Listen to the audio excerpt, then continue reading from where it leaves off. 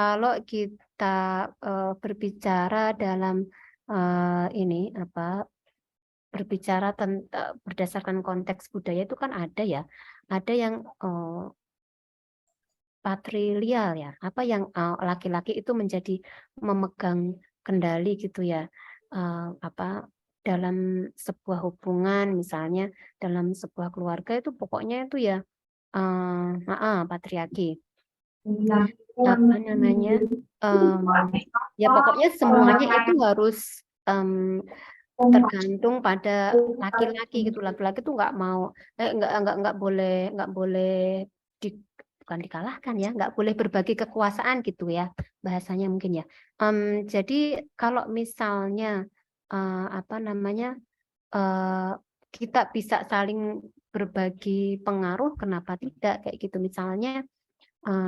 Nggak apa-apa kok misalnya laki-laki itu membantu istrinya untuk apa misalnya menyiapkan apa ya membantu istrinya untuk menyiapkan anaknya apa namanya tuh sekolah misalnya kalau di pagi hari gitu kan di pagi hari itu kan ini ya sibuk banget gitu ya ya.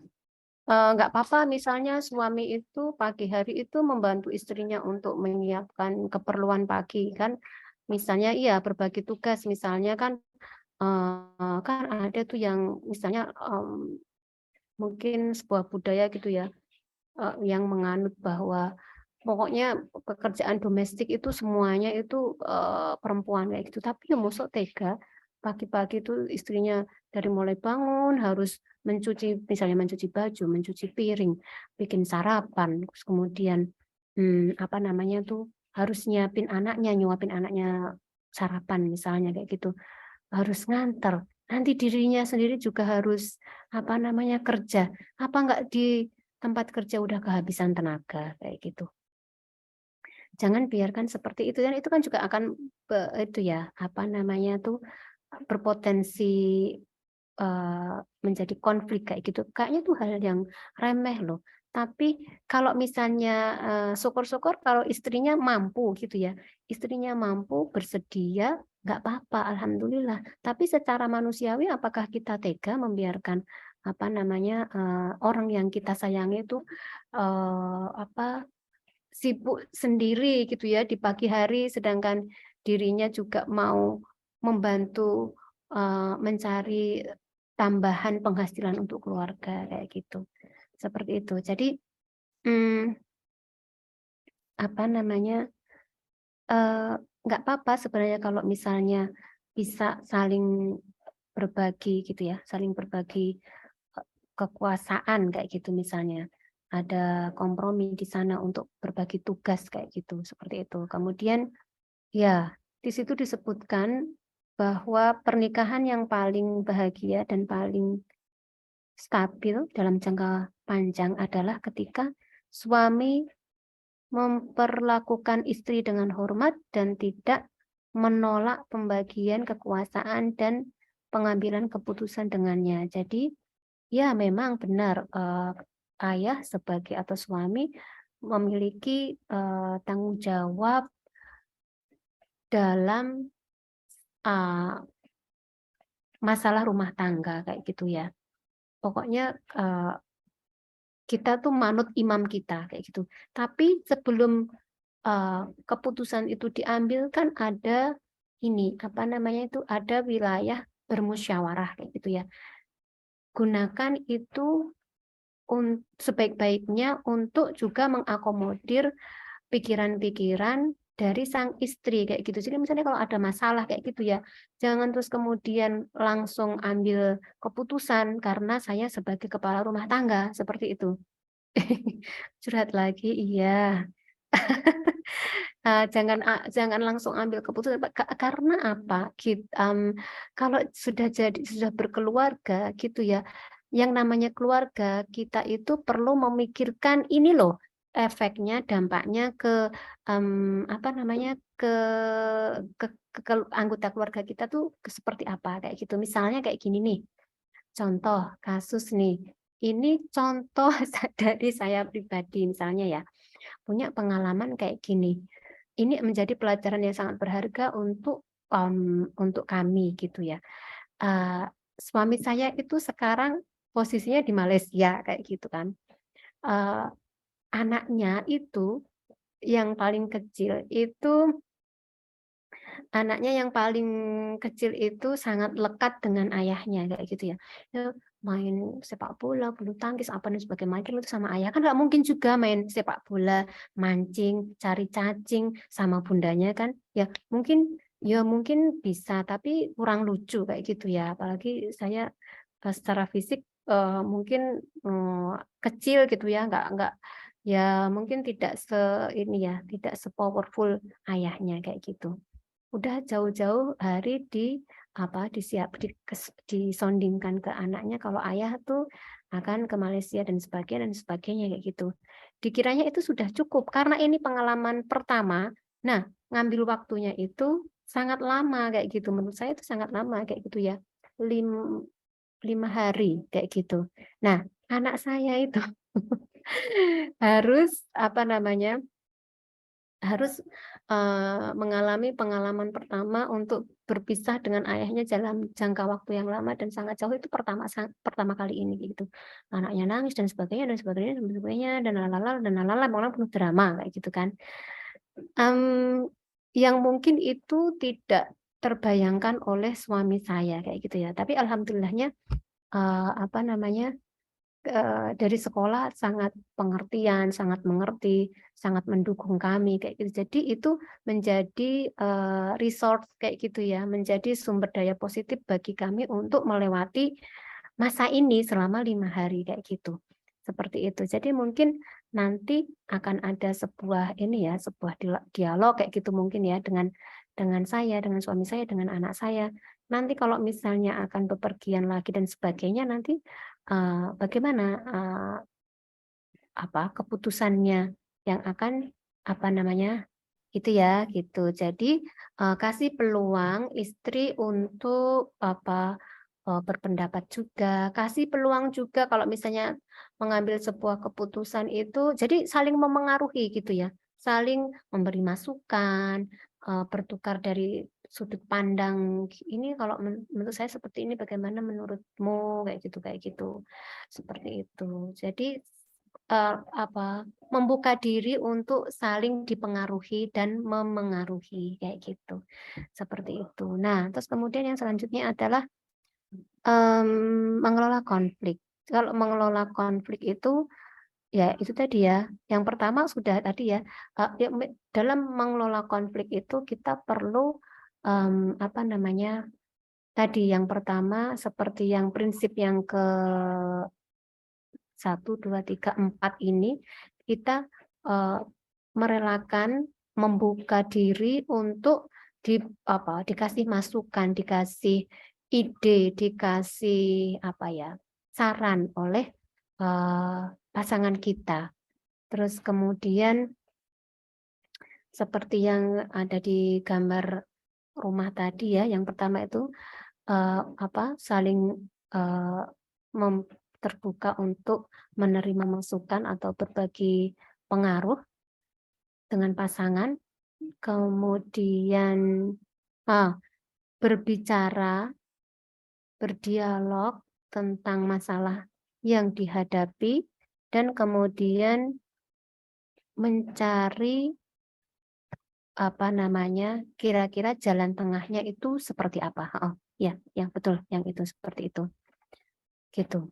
Nah, mengkomunikasikan dengan baik untuk berbagi peran di rumah tangga. Oke, nanti kita bahas lagi. Oke, terus kemudian saya sambil buka aja kayak gitu ya. Konflik itu memang perlu didiskusikan secara konstruktif kayak gitu ya. Sehingga pengaruh-pengaruh negatifnya itu bisa kita minimalisir kayak gitu ya. Karena dalam itu tadi manajemen konflik itu dalam diskusi yang konstruktif itu tadi pasti kan ada dialog, pasti kan ada diskusi gitu ya antara kita dengan pasangan kita. Dengan dialog, dengan diskusi, saling bertanya, itu akan memperluas sudut pandang kita terhadap sebuah masalah. Kayak gitu. Jadi dari dialog-dialog itu, dari diskusi-diskusi itu, kita akan menjadi semakin kaya dan paham, bisa memahami terhadap masalah tersebut, kita paham duduk masalahnya seperti apa, dan kita juga akan bisa lebih mengenal pasangan kita dalam terkhusus bagaimana pasangan kita itu misalnya menyikapi masalah, kemudian mengambil sikap dalam masalah tersebut itu seperti apa, kayak gitu.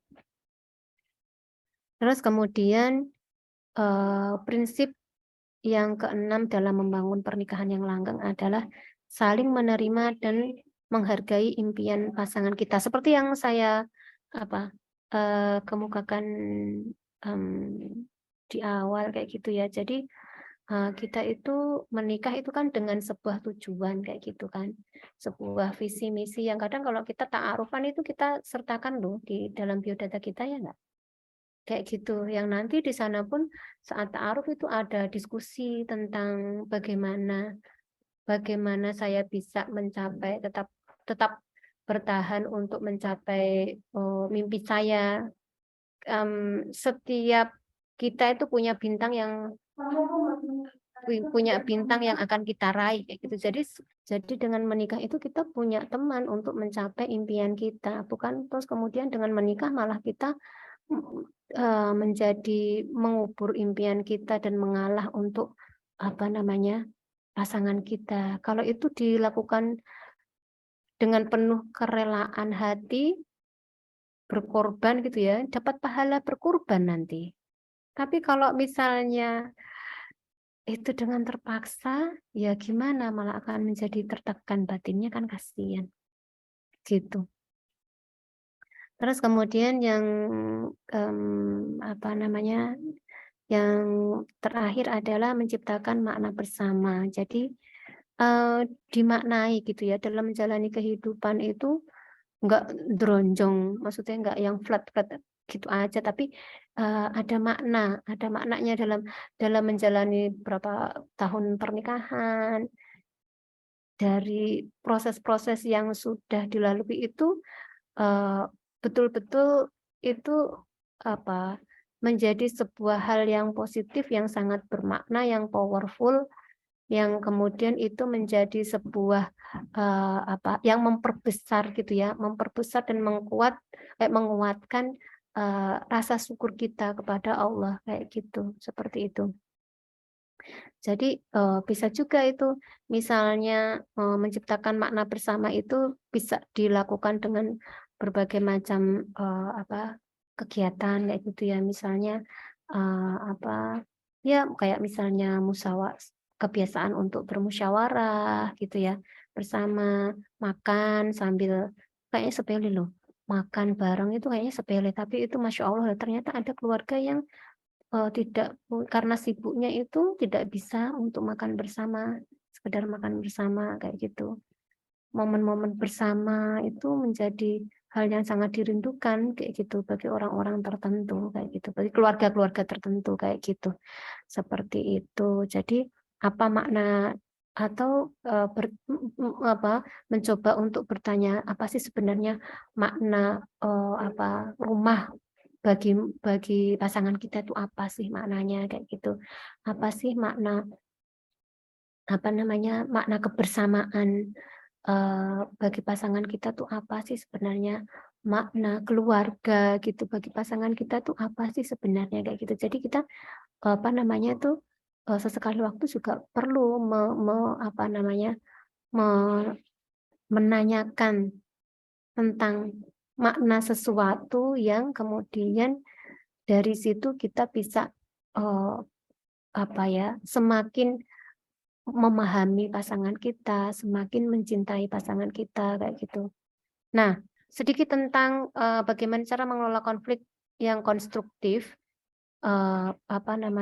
Intinya itu adalah yang pertama yang perlu, karena kan tadi ya fokus dari Goodman itu tadi adalah mengasah kecerdasan emosi kita, atau mengasah kecerdasan emosi kita dalam mengelola konflik sehingga mencapai sebuah makna bersama lewat eratnya persahabatan antar suami istri itu tadi. Secara teknis yang perlu kemudian dilakukan saat menghadapi konflik, yang pertama adalah kita antar pasangan itu harus tenang. Prinsipnya itu harus tenang dulu. Secara emosi itu harus tenang. Karena kalau berdasarkan neuroscience itu, jadi otak berpikir kita itu akan macet kalau kita masih dikuasai dengan emosi yang negatif. Gitu. Makanya kita tuh perlu tenang dulu, kalau ada masalah tuh tenang dulu supaya bisa berpikir lebih jernih. Nah, teknik untuk menenangkan diri, menenangkan emosi kayak gitu ya. Teknik untuk menstabilkan emosi itu banyak banget ya. Nanti teman-teman bisa baca sendiri, bisa belajar sendiri. Nah, banyak. Intinya dicoba aja mana yang sesuai dengan diri kita. Gitu. Terus kemudian setelah kita tenang, baru kita obrolkan, kita diskusikan masalah atau konflik yang terjadi itu tadi. Dari sudut pandang kita dan dari sudut pandang pasangan kita itu sama-sama punya kesempatan untuk berbicara. Gitu. Jadi kasih kesempatan pasangan kita untuk berbicara sesuai dengan sudut pandangnya. Jangan ketika pasangan kita itu berbicara, kita sebagai pendengar, apa yang perlu kita lakukan? Kita perlu memberikan ruang yang aman. Kita kasih waktu sepenuhnya untuk dia, jangan disambi-sambi. Kemudian jangan dibantah, jangan disangkal atau lagi didebat. Kadang kan kalau orang bertengkar kan malah saut-sautan kayak burung gitu ya. Itu nggak akan selesai, malah akan semakin seru memang ya, malah semakin seru kayak gitu. Gitu. Tapi malah akan nanti justru dampak negatifnya itu akan lebih banyak kayak gitu. Jadi tenang dulu, nanti silahkan siapa yang mau bicara dulu. Saya atau Anda misalnya. Kalau misalnya saya, ya udah saya akan bicara dari sudut pandang saya. Terus suami kita mendengarkan, yaitu tadi dengarkan dengan penuh dengan penuh perhatian, mendengar aktif, nggak boleh disambi. Terus kemudian kita hormati sudut pandang dia, kita hormati, kita dengarkan perasaan dia. Nggak apa-apa mau nangis, apa-apa, silahkan ekspresikan perasaanmu, gitu ya. Silahkan ungkapkan apa yang kamu rasakan terhadap masalah ini. Kayak gitu. Terus kemudian masalahnya tuh gimana, tadinya tuh gimana awalnya, terus kemudian gimana, terus akhirnya gimana, kayak gitu. Seperti itu. Nggak boleh dicela, nggak boleh disanggah, terus nggak boleh terus dikasih solusi apalagi. Ya Allah, ini belum udah dikasih solusi, kayak gitu. Yang namanya dialog, diskusi. Diskusi itu kan antar ya, enggak saya yang kemudian memberi keputusan dan menyelesaikan masalah ini tuh enggak, kayak gitu. Jadi kita sama-sama menghargai sudut pandang kita. Kalau udah selesai, sok silahkan Anda yang bicara, kayak gitu. Kayak gitu Mbak, kalau nggak dilatih dari kecil, itu nggak bisa loh. Kadang tuh orang tuh nyela. Belum selesai bicara udah disela. Itu anak saya tuh nggak suka banget kalau ini. Bunda itu aku tuh belum selesai bicara, kenapa disela kayak gitu. Gitu. Jadi kayak gitu tuh perlu dilatih memang dari kecil kayak gitu untuk mendengarkan. Jadi sudut pandangnya tuh nggak ada yang salah kayak gitu ya. Sama-sama kita hargai. Terus kemudian kita diskusikan kira-kira seperti ini mana yang bisa kita kompromikan kayak gitu. Seperti itu. Jadi gunakan frasanya itu saya merasa. Misalnya saya tuh merasa kecewa bla bla bla bla kayak gitu ya. Jangan langsung menuduh kamu tuh kayak gini, kamu tuh kamu lalalala bla bla bla bla. Nah, itu yang ada kan menuduh dan itu nanti ada racun-racun perilaku yang merusak hubungan tuh kayak gitu-gitu. Gitu ya, Mbak. Terus kemudian kita ingat-ingat ya dalam dalam firman Allah itu ya, surat Ali Imran ayat 159 itu kita itu diperintahkan untuk bersikap lemah lembut, tidak boleh kasar, bermusyawarah, memaafkan dalam berbagai macam urusan. Kayak gitu termasuk dalam masalah rumah tangga. Ini sejalan loh dengan Gottman, akhirnya ada itu yang di akhir-akhir itu ada yang namanya racun yang bisa apa namanya membunuh hubungan, salah satunya adalah awal yang kasar gitu ya. Baru menikah ini orangnya kasar banget kayak gitu ya. Jadi di awal itu makanya kok tadi itu setelah apa namanya membangun peta cinta itu, membuat peta cinta itu yang kedua adalah memupuk rasa kagum. Nah, kalau misalnya rasa kagum itu kan kaitannya dengan hal yang positif. Tapi kalau belum sudah apa namanya pandangannya sinis, kemudian merendahkan, menghina kayak gitu ya. Terus kemudian suka mengkritik itu kan memberikan jejak-jejak negatif gitu. Seperti itu. Nanti dibaca itu yang akhir-akhir itu, Mbak. Kayak gitu. Jadi di awal-awal itu tadi makanya perlu kita apa namanya tuh belajar kayak gitu ya. Awali itu pernikahanmu dengan hal-hal yang baik-baik, yang positif kayak gitu. Awal yang lembut, jangan awal yang kasar kayak gitu. Terus kemudian hindari sikap apa namanya suka mengkritik, terus kemudian hindari sikap yang defensif, menyangkal kayak gitu ya, membela diri kayak gitu ya. Eh, Kalau ada masalah tuh membela diri aja pokoknya aku tuh nggak pernah salah kayak gitu, seolah-olah maksudnya seolah-olah aku tuh nggak pernah salah kayak gitu ya, orang lain yang salah. Aduh ya Allah kayak gitu misalnya selalu ini kayak gini selalu menyangkal kayak gitu atau suka menghina, merasa lebih pintar, lebih menarik, lebih eh, lebih melakukan hal-hal yang baik kayak gitu dalam sebuah hubungan.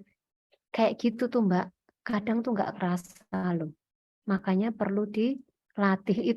Itu tuh kadang tuh keluar itu tanpa disadari. Karena apa? Karena mungkin kebiasaannya itu dalam pola-pola yang sudah dilakukan selama ini tuh seperti itu. Jadi nggak sadar. Terus itu keluar sendiri. Nah, makanya perlu apa namanya perlu diskusi. Kadang kan kita tadi itu saling memengaruhi itu ya, memberikan ruang pada memberikan ruang kepada pasangan kita untuk saling memengaruhi. Kadang apa namanya kita itu nggak kenal dengan diri kita, tapi dengan pasangan kita itu apa namanya mengatakan berdiskusi tentang sebuah masalah. Jadi kita tuh lebih, oh ya Allah, astagfirullahaladzim, kok ternyata tuh saya seperti itu ya, gitu. Jadi kita juga akan lebih bisa memperluas peta diri kita, kayak gitu. Ini tadi ada dari Mbak Nada. Mbak, misalnya suami punya sifat sedikit keras kepala ketika dikasih masukan atau ilmu pengetahuan itu merasa harga dirinya turun. Itu gimana menyikapinya ya, terutama misal berbicara tentang agama, ternyata suami merasa malu kalau istrinya kasih info-info yang sebelumnya suaminya nggak tahu. Iya, oke. Itu kaitannya ini malah cocoknya dengan komunikasi yang materi yang disampaikan sama Bu Budi kemarin kayak gitu. Jadi perlu ada seni di sana kayak gitu ya. Kita perlu belajar tentang seni komunikasi kayak gitu. Em, Gini, kalau konten yang kita sampaikan itu kan baik sebenarnya. Tetapi kalau cara kita menyampaikan informasi itu kepada suami kita, apalagi kita udah tahu nih misalnya sifat suaminya seperti itu. Nah, itu kan perlu kita cari cara ya. Apa namanya? Mungkin caranya pas apa namanya? Pas suaminya itu baru santai, terus kemudian dengan humor yang pas kayak gitu. Atau mungkin apa kita tuh tidak langsung kayak menggurui, tapi meminta pendapatnya terlebih dahulu, gimana kalau kayak gini tuh kira-kira gimana ya kayak gitu ya. Jadi kita cari seninya di sana, kita cari waktunya juga yang tepat kayak gitu ya. Jangan pas apa namanya tuh ya kita memang semangat terus akhirnya kita nggak lihat-lihat suami dalam kondisi apa, terus kita kasih apa namanya tuh info ini loh ternyata loh kan bener kan ini ternyata kayak gini-gini ini loh sebenarnya kayak gini ya. Anak kecil pun kalau misalnya salah gitu ya, yang namanya kita salah, kita disalahkan, itu juga itu loh rasanya nggak enak loh, kayak gitu. Apalagi ini kalau apa latar belakang suaminya tadi ya mungkin yang agak apa namanya tadi membahasakannya keras kepala, mungkin egonya agak tinggi gitu ya, itu ya. Terus malu kalau misalnya di info-infokan kayak gitu, ya kan akan semakin meruntuhkan harga dirinya kayak gitu kan, seperti itu. Atau kalau misalnya kalau kalau misalnya nggak seperti itu, mungkin perlu orang lain yang menyampaikan infonya kayak gitu, nggak dari istrinya, tapi ya, bilangnya itu enggak, yuk ikut kajian gitu, enggak, minta tolong dong temenin kajian kayak gitu. Jadi seakan-akan tuh yang butuh tuh kita, tapi kita tuh minta ditemenin. Kalau temennya itu ikut masuk kan mau nggak mau ikut mendengarkan kayak gitu. Jadi sekalian kayak gitu. Kadang tuh kayak gitu bapak-bapak itu kadang di acara-acara parenting kayak gitu tuh sedikit juga yang yang datang kayak gitu, seperti itu. Jadi terus ngasih infonya juga jangan yang langsung sekaligus langsung bergedek banyak kayak gitu ya. Mungkin pengantar dulu yang ringan-ringan, yang sedikit-sedikit dulu, nanti kalau sudah bisa menerima sedikit, nanti kita tambah lagi gitu. Jangan kita banjiri dengan banyak info yang ini kan seperti ini gitu. Mungkin itu sih Mbak kalau dari pandangan saya ya. Mungkin ada cara lain mungkin dari teman-teman yang lain. Gitu ya. Jadi perlu kita cari waktu yang tepat, terus kemudian caranya adalah dengan cara yang disukai suami. Suami kita itu senang kalau kita mengingatkan beliau itu dengan cara apa sih? Jadi sudut pandangnya itu dari suaminya, bukan dari sudut pandang kitanya, kayak gitu. Mungkin aku misalnya sambil dipijitin gitu, atau sambil dikerokin, atau apalah kayak gitu. Gitu. Mungkin itu Mbak Nada. Mohon maaf kalau kurang bisa menjawab. Ini dari Mbak Nina. Mbak, saya Mm-mm. mau tanya, pertama bagaimana mengkomunikasikan dengan baik untuk berbagi peran di rumah tangga dan Mm-mm. membahas tentang masalah keuangan bagi pasangan yang baru menikah, yang menikah dengan jalan ta'aruf, Masya Allah, menikahnya dengan jalan Mm-mm. ta'aruf. Yang Mm-mm. kedua, bagaimana jika pasangan kita yang cuek, sedangkan kita tipe yang ingin diperhatikan, terkadang merasa diabaikan oleh pasangan. Contohnya bagi pasangan yang Mm-mm. LDR, lalu ketika sedang berkonflik, baiknya bagaimana? Untuk mengkomunikasikan berbagai peran rumah tangga dan membahas tentang masalah berbagi peran di rumah tangga kayak gitu ya Mbak ya. Em, apa namanya? Jadi kalau misalnya kita sudah punya yang pertama, ini baru konteksnya baru menikah kan ya? Iya, Heeh, iya ya. heeh. Baru menikah kan tadi itu kayaknya ya. Pasangan yang baru menikah, iya betul. Iya, betul. Pasangan yang baru menikah, oke. Prinsipnya tadi ya, awali dengan awal yang lembut gitu. Jadi em, apa namanya? Kita itu mengutarakan hal-hal yang tadi ya mungkin pandangan-pandangan kita itu dengan cara yang lembut dulu dengan pasangan kita kayak gitu ya, jangan grubyuk-grubyuk terus kemudian dalam suasana negatif yang kemudian itu nanti akan memicu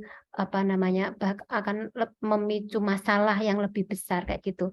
Yang pertama ciptakan suasana yang yang nyaman, suasana yang nyaman dengan cara yang lembut kepada pasangan kita. Kita kenali dulu tipe pasangan kita, kira-kira tipe orangnya apakah yang kemudian apa eh, harus kita langsung eh, to the point atau harus yang seperti apa, kita kenali dulu. Jadi dalam menyampaikan pesan itu tadi sesuai dengan kesukaan dia, dengan cara dia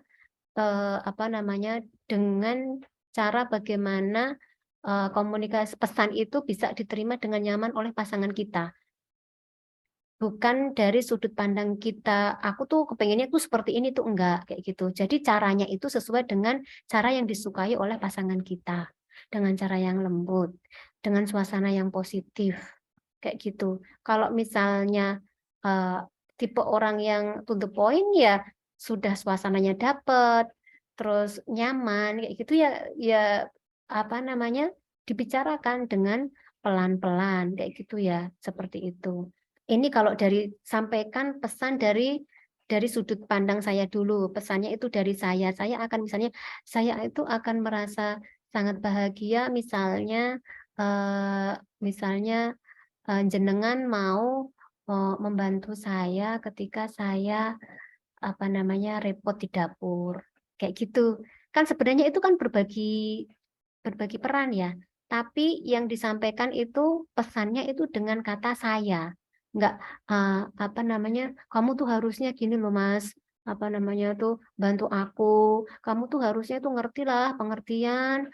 Aku kan repot kayak gini, masa kamu tuh itu sih apa namanya tuh malah enak-enak baca koran atau WhatsAppan kayak gitu. Kayak gitu. Jadi em, sampaikan pesan dengan menggunakan saya gitu. Saya akan senang kalau misalnya eh, apa bisa eh, ada yang bantu ketika saya apa namanya tuh sedang kerepotan apa ini dan itu dan sebagainya. Gitu, Mbak. Terus kemudian nanti kita dengarkan pandangan dari suami kita kayak gitu misalnya. Kayak gimana gimana gimana gimana kita sebagai pendengar ya kita diam dulu kita kita terima dulu sudut pandang suami kita. Kalau misalnya ada yang perlu diluruskan, bagaimana kan kalau misalnya seperti ini bagaimana kayak gitu ya, jangan kemudian langsung disanggah itu tadi ya. Kan wah harusnya apalagi dengan kata harus itu siapa yang mengharuskan kayak gitu ya. Seperti itu nggak ada tuh kata harus kayak gini-gini dan sebagainya.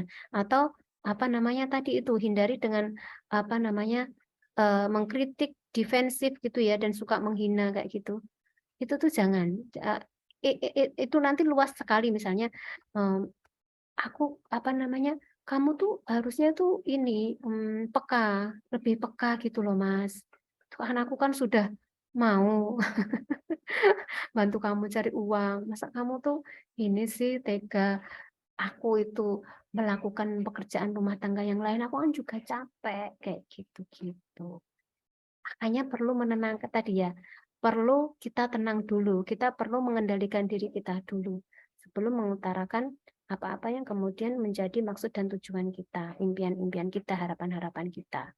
Gitu.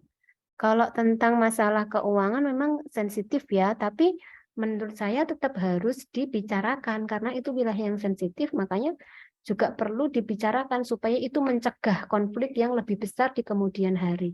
Misalnya saya itu punya impian pengen punya toko atau pengen punya usaha, saya itu merasa bahagia dan merasa sangat berguna ketika saya itu punya penghasilan sendiri seperti itu kan. Terus tapi mungkin apa namanya eh, apa mungkin eh, misalnya suami kita punya harapan lain terhadap kita. Kamu tuh misalnya harapannya menjadi ibu rumah tangga yang tulen, biar aku yang mencari nafkah sendiri atau bagaimana kayak gitu kan. Nah nanti juga nggak apa-apa disampaikan aja secara terbuka sudut pandang kita bagaimana kayak gitu. Nanti didiskusikan kemudian mana-mana yang bisa dikompromikan. Tapi isu-isu yang sensitif itu sangat-sangat perlu untuk dibahas. Misalnya tentang masalah seks juga, kayak gitu juga perlu untuk dibahas. Jangan sampai itu kemudian menjadi hal-hal yang kemudian menjadi bom waktu kayak gitu. Seperti itu. Cari cara yang tepat sesuai dengan cara yang disukai oleh pasangan kita. Cari waktu yang tepat. Kapan kita bisa mengkomunikasikan hal-hal yang kemudian memang perlu dikomunikasikan. Prinsipnya sebelum kita apa namanya sebelum kita menyampaikan masalah kita perlu tenang dulu, menguasai diri diri dulu. kayak gitu ya. Jangan sampai itu nanti terbawa emosi. Oh, yang LDR, pasangan yang LDR, lalu ketika kalau LDR itu Masya Allah ya, ini tantangannya tuh luar biasa sekali ya. Jadi kalau misalnya apa namanya, katakan aja Mbak secara terbuka kalau misalnya sedang kangen, misalnya ya katakan aja nggak apa-apa. Aku tuh sedang kangen loh sebenarnya kayak gitu. Aku tuh merasa kesepian kayak gitu itu dibicarakan loh Mbak. Nggak boleh di apa jadinya itu nggak boleh diempet ya. Nanti takutnya diempet. Bahasanya bagus banget. Nanti itu takutnya itu akan menjadi bom waktu kayak gitu. Jadi jangan menunggu konflik itu menjadi sangat besar. Kalau misalnya itu ada perselisihan yang itu bisa segera diselesaikan, segera selesaikan. Jangan menyicil itu menjadi bola salju yang semakin besar menggelundung dan ngebruk iomah rumah tangga kita. Lu jangan kayak gitu. Seperti itu. Kalau misalnya sedang kangen, pengen diperhatikan, ya apa namanya, sampaikan dari sudut pandang kita tadi itu perasaan kita tuh bagaimana, kita menghadapi masalah ini tuh seperti apa. Jangan terus, tapi prinsipnya itu jangan terus kemudian mak bedunduk tuh menyalahkan tadi ya, menyalahkan, oh kamu itu harus ini, kayak gitu. Jangan. Jadi pokoknya prinsipnya itu adalah dari awalan saya, dari apa namanya pesan itu dengan mengatakan saya misalnya berterima kasih, saya minta tolong, saya merasa bahagia, saya merasa kecewa kayak gitu. Saya itu berharap saya itu berharap Mas itu pulang ketika liburan sehingga kita itu bisa berkumpul dengan anak-anak. Saya itu merasa sedih kalau misalnya apa namanya merasa sendirian merawat anak-anak kayak gitu. Jangan, Masnya itu gimana sih? Oh, bohong banget. Kemarin udah janji mau pulang. Ini gimana?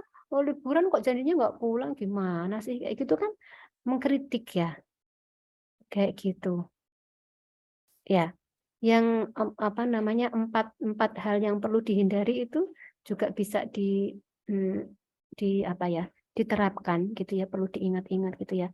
Menghina, defensif, menyangkal kayak gitu ya, mengkritik dan kasar itu perlu dihindari.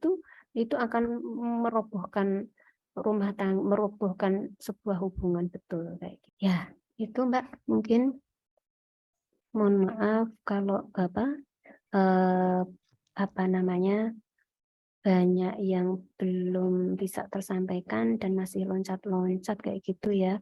Itu keterbatasan saya. Semoga yang sedikit ini bisa tetap ada manfaatnya untuk kita semua, untuk saya pribadi juga kayak gitu.